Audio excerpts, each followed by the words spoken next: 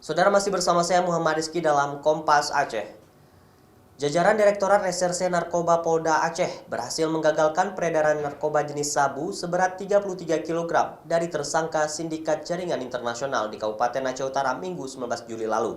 Selain mengamankan puluhan kilogram sabu, polisi juga berhasil menangkap 4 orang tersangka.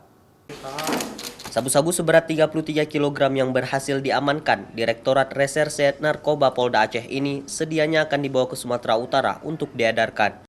Namun upaya peredaran tersebut digagalkan oleh Ditres Narkoba Polda Aceh yang menangkap para tersangka dan puluhan kilogram sabu yang dipasok oleh bandar besar di Malaysia melalui jalur laut ke Aceh. Keempat tersangka narkotika jaringan internasional Malaysia Aceh, Sumatera Utara yang diamankan oleh petugas tersebut masing-masing berinisial IR, SP, dan IY yang merupakan pemesan sabu-sabu. Sedangkan satu tersangka lain yaitu FR diduga sebagai pemilik narkotika golongan 1 tersebut. Seluruh tersangka dibekuk oleh petugas beserta barang bukti sabu di Jalan Banda Aceh Medan, Aceh Utara pada Minggu malam 19 Juli lalu. Jadi kita temukan ada 4 tersangka, masing-masing mempunyai peran yang berbeda-beda. Yang 3 orang sebagai pemesan ini berasal dari Sumatera Utara, dan 1 di sini yang pemilik barang. Untuk bandarnya lagi kita lakukan penyelidikan.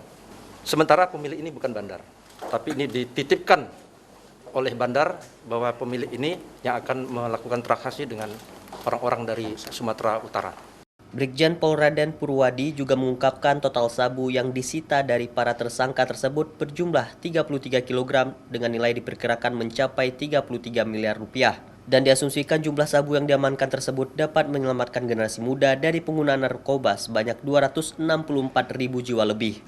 Sementara itu kepada tersangka dikenakan pasal 112 ayat 2, pasal 114 ayat 2 Junto, pasal 132 ayat 1 Undang-Undang Republik Indonesia nomor 35 tahun 2009 tentang pengedarkan narkotika golongan 1 dengan ancaman hukuman minimal 20 tahun penjara dan maksimal penjara seumur hidup. Mustajab, Kompas TV, Banda Aceh.